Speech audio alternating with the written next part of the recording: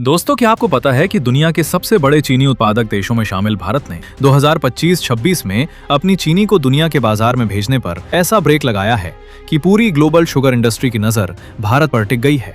एक समय था जब भारत की चीनी दुनिया के दर्जनों देशों तक जाती थी और भारतीय मिलें बड़े पैमाने पर विदेशी बाजार में माल भेजती थीं। लेकिन आज तस्वीर काफी बदल चुकी है। सवाल है, आखिर क्यों? क्या भारत में गन्ना कम हो गया है? क्या चीनी की मांग खत्म हो गई है? या फिर भारत ने जानबूझकर अपनी चीनी को रोकने का फैसला किया है? दोस्तों, असली कहानी इन तीनों सवालों से कहीं ज्यादा बड़ी है।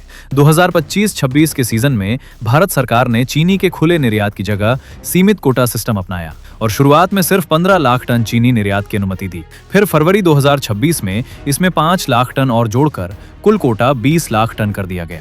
लेकिन यहाँ सबसे बड़ा ट्विस्ट देखिए, 31 जनवरी 2026 तक इस कोटे के मुकाबले सिर्फ करीब 1.97 लाख टन चीनी ही देश से बाहर जा पाई थी और लगभग 2.72 लाख टन के एक्सपोर्ट कॉन्ट्रैक्ट ही साइन हुए थे। यानी दुनिया में भारतीय चीनी की मांग मौजूद होने के बावजूद निर्यात की रफ्तार बेहद धीमी रही। अब सवाल उठता है कि आखिर भारत ऐसा क्यों कर रहा है? दोस्तों, पूरी अपडेट क्या है आगे वीडियो में समझते हैं, लेकिन वीडियो को एक लाइक कर दीजिएगा।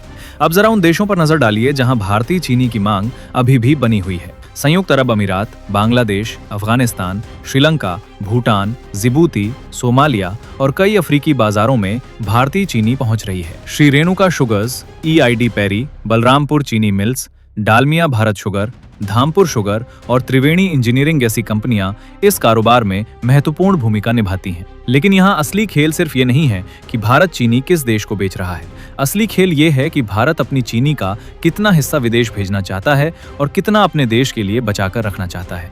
भारत में हर साल करोड़ों टन चीनी की घरेलू खपत होती है। चाय, मिठाई, बिस्किट, पेय पदार्थ और हजारों दूसरे उत्पादों में चीनी की जरूरत पड़ती है। अगर घरेलू सप्लाई कम हुई तो कीमत बढ़ सकती और इसका सीधा असर आम आदमी की जेब पर पड़ेगा। इसलिए सरकार के लिए पहली प्राथमिकता घरेलू बाजार को सुरक्षित रखना है। लेकिन दोस्तों, कहानी यहीं खत्म नहीं होती। भारत अब गन्ने को सिर्फ चीनी की फैक्ट्री का कच्चा माल नहीं मान रहा, बल्कि यही गन्ना देश की ऊर्जा रणनीति का भी हिस्सा बन चुका है। गन्ने के रस और शीरे से एथेनॉल बनाया जा रहा है और इसे पेट्रोल में मिलाकर भारत अपने महंगे कच्चे तेल के आयात पर दबाव कम करने की कोशिश कर रहा है। यानी जिस गन्ने से पहले सिर्फ चीनी बनती थी, उसी गन्ने से अब भारत को चीनी भी चाहिए और ईंधन भी। यही वजह है कि सरकार को चीनी, किसान, घरेलू महंगाई और एथेनॉल, इन चारों के बीच संतुलन बनाना पड़ रहा है। लेकिन अगर भारत लगातार ग्लोबल मार्केट में अपनी सप्लाई कम करता रहा तो इसका फायदा आखिर किस देश को होगा? और क्या भारत के विदेशी खरीदार ब्राजील और थाईलैंड की तरफ चले जाएंगे? यही वो सवाल हैं जो भारत की चीनी एक्सपोर्ट कहानी को और ज्यादा दिलचस्प बनाता है। दोस्तों, अब तक आपने समझा कि भारत ने 2025-26 में चीनी निर्यात पर कोटा क्यों लगाया और आखिर देश से चीनी की रफ्तार इतनी धीमी क्यों हुई। लेकिन अब सवाल है कि इसका भारत के किसान, चीनी मिलों और दुनिया के बाजार पर क्या असर पड़ रहा है।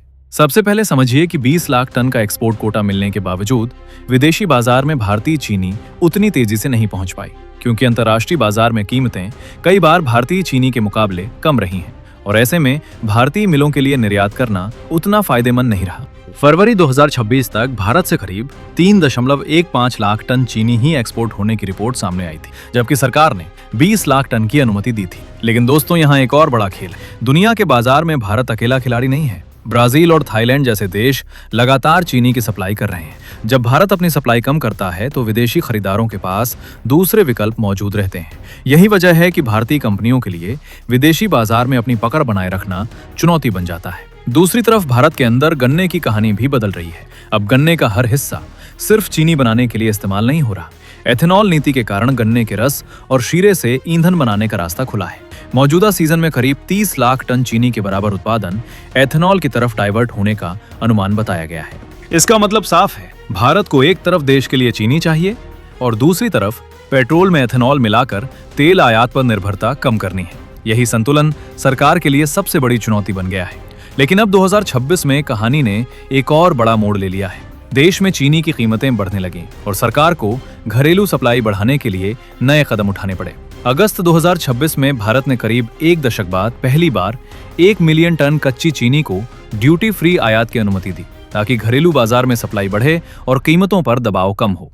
यानी जिस भारत को कुछ साल पहले दुनिया चीनी का बड़ा सप्लायर मानती थी, वही भारत अब जरूरत पड़ने पर बाहर से चीनी मंगाने की तैयारी कर रहा है। दोस्तों, सरकार का मकसद सिर्फ एक्सपोर्ट रोकना नहीं है, बल्कि देश के अंदर कीमत, किसान की कमाई, मिलों की आर्थिक हालत और ऊर्जा सुरक्षा, इन सभी को एक साथ संभालना है।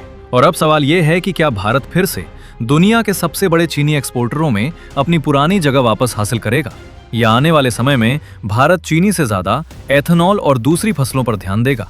आज की ताजा स्थिति ये भी दिखा रही है कि सरकार अब एथेनॉल और चीनी के बीच संतुलन को लेकर दोबारा सोच रही है, क्योंकि कमजोर बारिश और कम उत्पादन की चिंता बढ़ी है। लेकिन इस पूरे फैसले का सबसे बड़ा असर आखिर किसान और आम आदमी पर क्या पड़ेगा, और क्या भारत की ये रणनीति आने वाले वर्षों में देश को चीनी के मामले में मजबूत बनाएगी या विदेशी बाजार में हमारी हिस्सेदारी और घटा देगी। दोस्तों, जिस भारत को कुछ साल पहले दुनिया का बड़ा चीनी सप्लायर माना जाता था, आज वही भारत घरेलू बाजार में चीनी की कीमत संभालने के लिए कई बड़े कदम उठा रहा है। मई 2026 में सरकार ने सामान्य चीनी निर्यात पर रोक को सितंबर 2026 तक बढ़ा दिया। हालांकि अमेरिका और यूरोपीय संघ के तय कोटे, कुछ सरकारी सप्लाई और पहले से निर्यात की प्रक्रिया में मौजूद खेपों को छूट दी गई। और अब अगस्त 2026 में कहानी ने एक और बड़ा मोड़ ले लिया है। देश में चीनी की कीमतें तेजी से बढ़ने के बाद सरकार ने करीब एक दशक में पहली बार 10 लाख टन कच्ची चीनी को ड्यूटी फ्री आयात करने की अनुमति दे दी है। यानी भारत अब सिर्फ ये तय नहीं कर रहा कि कितनी चीनी बाहर भेजनी है, बल्कि जरूरत पड़ने पर विदेश से चीनी मंगाकर अपने घरेलू बाजार को भी संभाल रहा है। दोस्तों, ये फैसला इसलिए महत्वपूर्ण है क्योंकि आने वाले महीनों में त्योहारों का सीजन है और इसी दौरान देश में चीनी की मांग तेजी से बढ़ती है। सरकार का मकसद साफ है, बाजार में पर्याप्त चीनी रहे, जमाखोरी पर लगाम लगे और आम आदमी को अचानक बहुत महंगी चीनी ना खरीदनी पड़े। इसी वजह से बड़े खरीदारों के स्टॉक पर भी सख्ती की गई है। लेकिन इसका मतलब ये बिल्कुल नहीं है कि भारत की चीनी इंडस्ट्री खत्म हो रही है। असल में भारत के सामने सबसे बड़ी चुनौती संतुलन की है। एक तरफ किसान चाहता है कि उसे गन्ने का अच्छा दाम मिले, चीनी मिलें चाहती हैं कि उनका कारोबार फायदे में रहे, एक्सपोर्टर चाहते हैं कि विदेशी बाजार में भारत की पकड़ बनी रहे, और दूसरी तरफ सरकार चाहती है कि देश में चीनी की कीमत नियंत्रण में रहे। इसके ऊपर एथेनॉल का लक्ष्य भी है, क्योंकि गन्ने से बनने वाला एथेनॉल पेट्रोल में इस्तेमाल होकर तेल आयात पर निर्भरता कम करने में मदद करता है। लेकिन अगर ज्यादा गन्ना एथेनॉल की तरफ चला गया या उत्पादन अनुमान से कम रहा तो घरेलू चीनी सप्लाई पर दबाव बढ़ सकता है। अभी सरकार के ताजा अनुमान में 2025-26 सीजन का चीनी उत्पादन करीब 306 लाख टन रहने की बात सामने आई है, जो शुरुआती अनुमान से कम है। और यही वजह है कि भारत की चीनी नीति अब सिर्फ एक्सपोर्ट की कहानी नहीं रही, बल्कि ये किसान, महंगाई, ऊर्जा सुरक्षा और घरेलू जरूरतों के बीच संतुलन की कहानी बन चुकी है। दुनिया के बाजार में भारत की चीनी की मांग आज भी मौजूद है और भारत अमेरिका तथा यूरोपीय संघ जैसे बाजारों में तय कोटे के तहत निर्यात कर रहा है। लेकिन सामान्य ग्लोबल बाजार में भारत की सप्लाई को लेकर सरकार बेहद सावधान है, क्योंकि एक बार अगर घरेलू कीमतें तेजी से बढ़ गईं, तो उसका असर सीधे करोड़ों परिवारों पर पड़ सकता है। इसलिए भारत का संदेश साफ है, पहले देश की जरूरत, फिर दुनिया का बाजार। दोस्तों, इस पूरी कहानी से एक बात समझ आती है कि किसी देश की ताकत सिर्फ इस बात से तय नहीं होती कि वो दुनिया को कितना सामान बेचता है, बल्कि इस बात से भी तय होती है कि जरूरत पड़ने पर वो अपने घरेलू बाजार को कितनी मजबूती से संभाल सकता है। भारत की चीनी कहानी आज इसी बदलाव की मिसाल है। कल तक सवाल था कि भारत दुनिया को कितनी चीनी बेच रहा है, लेकिन आज सवाल ये है कि भारत अपनी चीनी का इस्तेमाल कहाँ करना चाहता है, खाने के लिए, निर्यात के लिए या देश की ऊर्जा जरूरतों के लिए। और आने वाले समय में यही फैसला तय करेगा कि भारत फिर से दुनिया के बड़े चीनी निर्यातकों में लौटेगा या अपनी कृषि और ऊर्जा नीति को किसी नए रास्ते पर ले जाएगा। अगर आपको ये पूरी सीरीज पसंद आ रही है तो वीडियो को लाइक करें, चैनल को सब्सक्राइब करें और कमेंट्स में मेक इन इंडिया जरूर लिखें। जय हिंद, जय भारत।